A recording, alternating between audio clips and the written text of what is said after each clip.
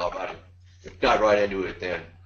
So we believe that simple step number one is to commit to quarterly residency presentations at a minimum.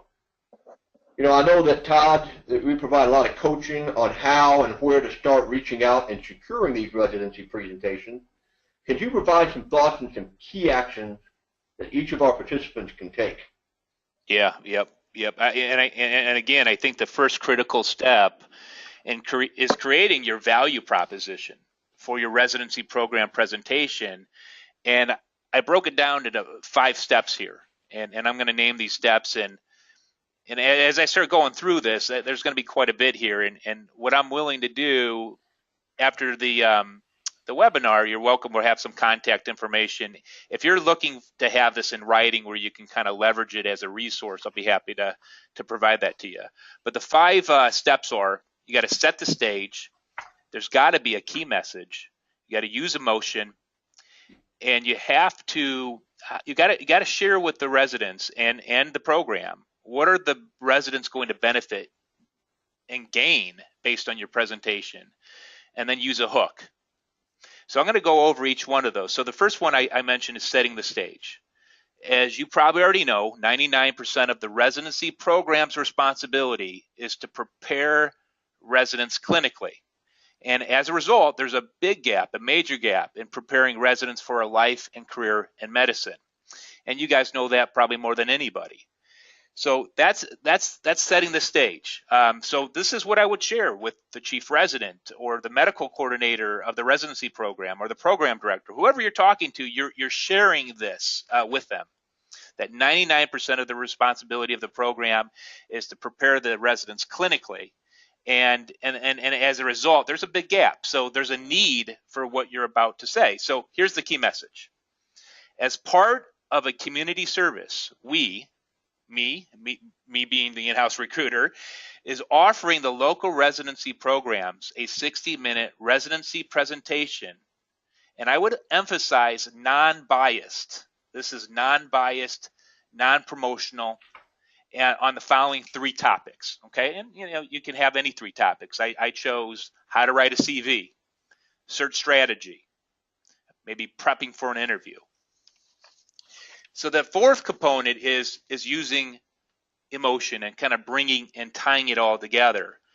So I know that this might be hard for some people to say because they don't view themselves as an expert, but I'm going to share with you that you certainly are.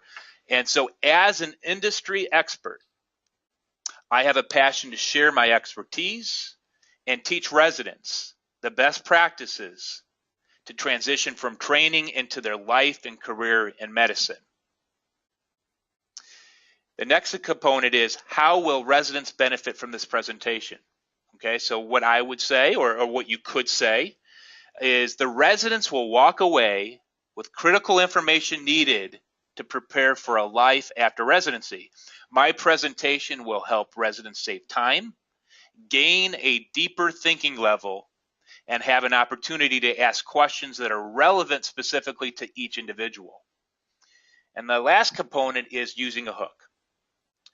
By the way, we bring in lunch and soft drinks, and this is what we do. We're going to provide, lunch. We're going to provide this unbiased presentation, and then you can kind of close it in when does your residency program allot time for non-clinical education?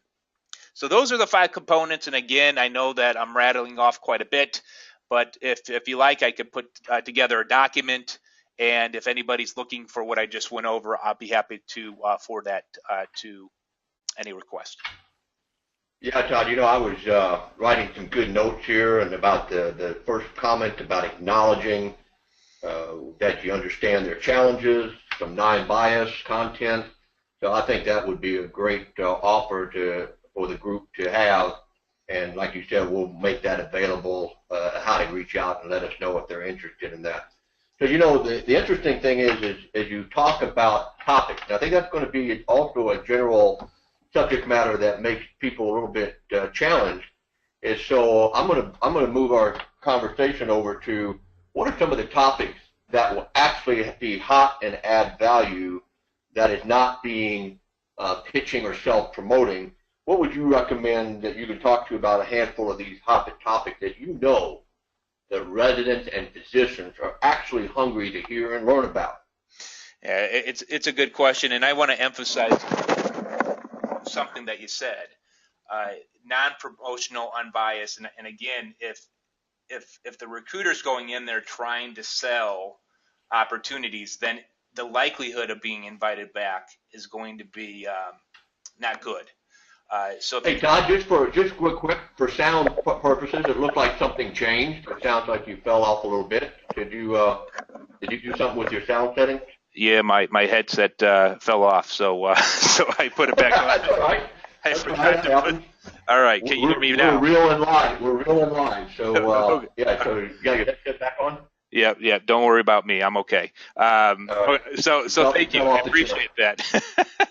So I think it's really important what you said, Dan, earlier is emphasizing that this is non-promotional, unbiased. And so if a recruiter is going into a residency program with the hope of selling the hospital and they have their trinkets and their coffee cups and their pens, that is what we're not suggesting. That's something that you might be able to get in once or twice, but it's going to be very difficult to create long-term relationships with residency programs. So what you need to do is you come up with unbiased education and topics. And your question was, what are those topics?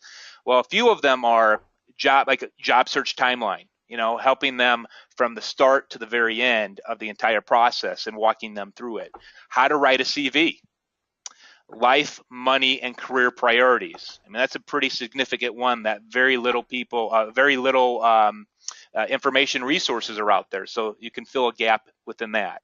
Interviewing could be on compensation, could be on contract negotiations, or you can just do the overall building a life and career after residency. So there's a lot of topics. We don't have time to go through every single one, but there's some few good topics right there. With as many residency presentations as you've done, Todd, of these, which ones do you feel like are the ones that just simply step out? Yeah, it's funny that you asked that.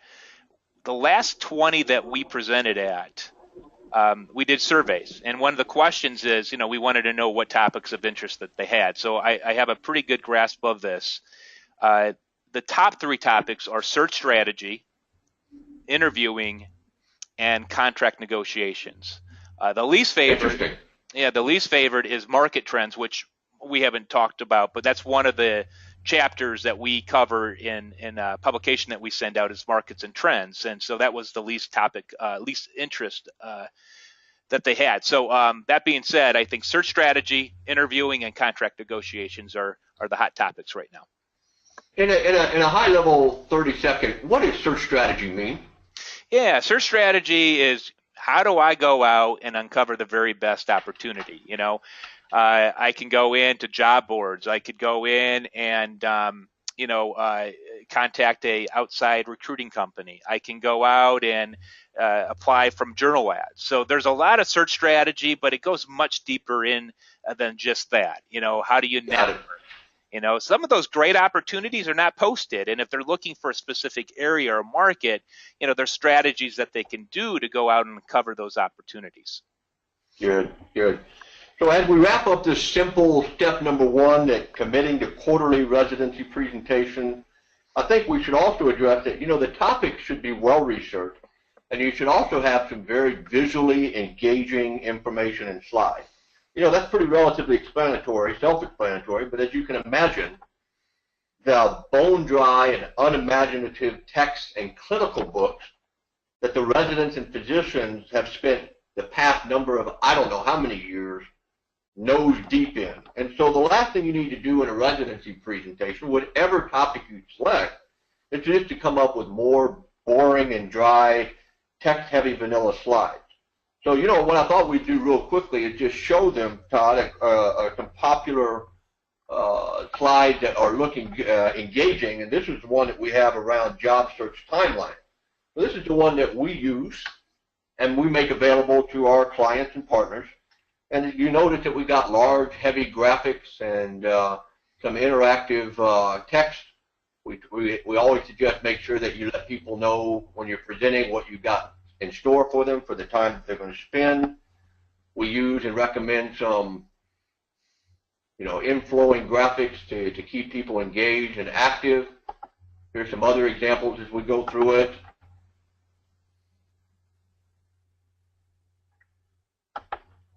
And, and also as we talked about, there's something that we can do that, we've got these tempoed and engaging interactive text and content.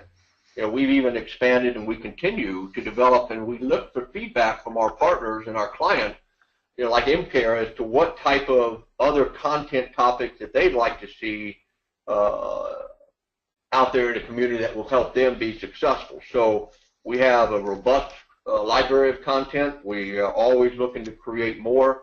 So that's sort of an idea that the level of standard that we would recommend that you take when you want to go out and start doing these residency presentations, that you pick the topic. Make sure that you've made the investment in the visual representation that will help guide and engage your clients there.